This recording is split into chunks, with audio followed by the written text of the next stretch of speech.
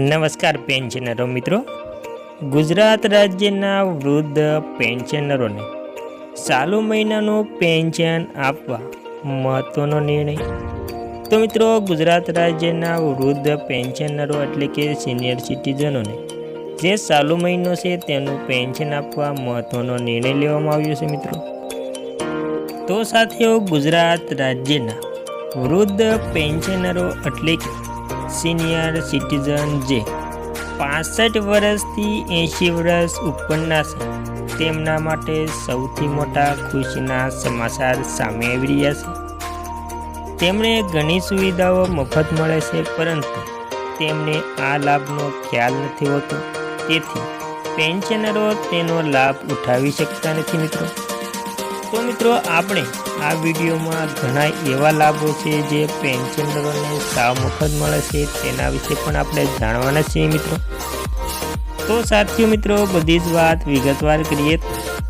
નમસ્કાર સાથીઓ, હવે પેન્શનરોને જે મહિનો ચાલુ છે તે મહિનામાં જ પેન્શન મળી જશે. તેના માટે પેન્શનરોએ ઘણી શરતોનું પાલન કરવું પડશે, એટલે કે અમલ કરવો પડશે. આ પેન્શનરો એવા છે જે 65 વર્ષથી 80 ઉપરના છે.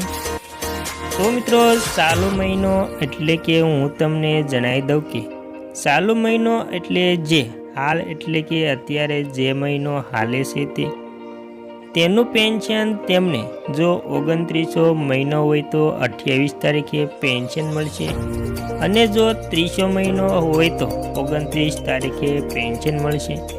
તે ઉપરાંત 31 મહિનો હોય તો 30 તારીખે પેન્શન મળશે.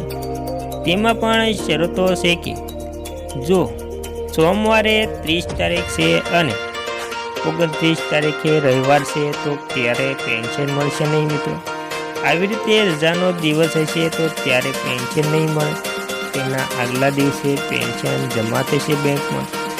એટલે કે આવી રીતે તેમને ચાલુ મહિનાનું પણ પેન્શન મળી જશે.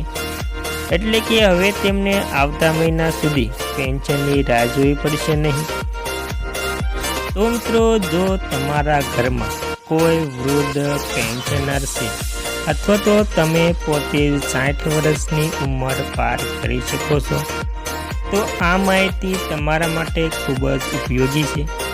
ભારત સરકારની સિનિયર સિટીઝન એટલે કે વૃદ્ધ પેન્શનરો માટે કેટલીક ખાસ યોજનાઓ આપી છે, જેમનો ઉદ્દેશ્ય છે તેઓ આર્થિક, સામાજિક અને આરોગ્યને સુરક્ષા આપે. અહીં આપણે 7 વાત છે જે શ્રેષ્ઠ સરકારી યોજનાઓ જે બુઝુર્ગોને એટલે કે વૃદ્ધ પેન્શનરો માટે મોટી ભેટ સાબિત થશે. તો મિત્રો, વૃદ્ધ પેન્શનરો માટે પહેલી યોજના છે કે સિનિયર નાગરિક બચત યોજના. આ યોજનાના વૃદ્ધ લોકો માટે તૈયાર કરવામાં આવી છે, જે રિટાયર પછી દર મહિને નક્કી કરવા માંગો છો. આ સ્કીમમાં કોઈ પણ 60 વર્ષ અથવા તો વધુ ઉંમરનો વ્યક્તિ રોકાણ કરી શકે છે. તમે તમારા માટે 1000 રૂપિયા અને વધુમાં વધુ 15 લાખ રૂપિયા જમા કરી શકો છો. આ યોજના 5 વર્ષ માટે હતી અને તેનો 3 વર્ષ આગળ વધારવામાં આવી શકે છે. આના પર 7.4% વ્યાજ મળે છે મિત્રો.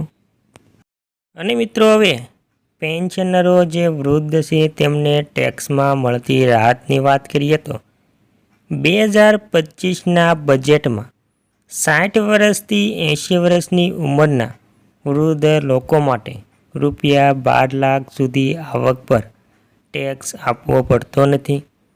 75 વર્ષથી અથવા વધુ ઉંમરના બુઝુર્ગો માટે પેન્શન અને બેંકમાં વ્યાજની આવક હતી. તેમને હવે ઇન્કમ ટેક્સ રિટર્ન ભરવાની જરૂર નથી.